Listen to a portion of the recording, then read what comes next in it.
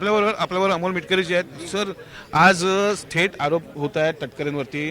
थोरवे जे आहेत त्यांनी सांगितले की हा जो व्हिडिओ आहे महेंद्र दळवींचा हा तटकरेंकडून आलाय. आमदार महेंद्र थोरवेंकडे तसे पुरावे असतील तर त्यांनी माननीय मुख्यमंत्र्यांकडे द्यावेत. पण अशा प्रकारे महायुतीमध्ये मित्रपक्षावर आरोप करणं चुकीचं आहे.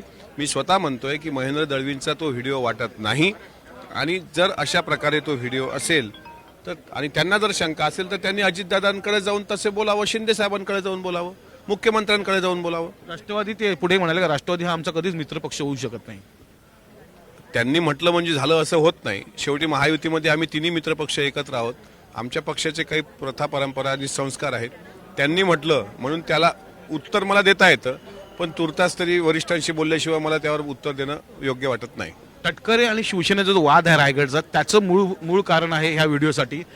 जो रायगडचं राजकारण आहे तो भाग आहे हा व्हिडिओचा असं ते म्हणतात. मग असं त्यांचं स्थानिक राजकारण दोन गट आहेत का तर ते सर्वमान्य म्हणजे सर्वश्रुत ते दोन्ही गट आहेत तिथे, राष्ट्रवादी आणि शिंदे सेना. पण तुर्तास तरी त्यांनी केलेलं वक्तव्य हे ते महाराष्ट्राच्या अनुषंगाने केलंय. तसं असेल तर मग त्याचं वेगळं उत्तर द्यावं लागेल. पण महायुतीमध्ये आम्हाला वाटत नाही की मिठाचे खळे पडावेत. त्यांनी तसं काही शंका आली तर मुख्यमंत्र्यांना सांगावं, पण अशा बोलण्याला काही अर्थ आहे असं मला वाटत पण नाही. डायरेक्ट तटकरे त्यांनी नाव घेतलं कसं बघताय? न मग ते मी सांगतोय ना की त्यांच्या वैचारिक मतभेद तिथं असू शकतात.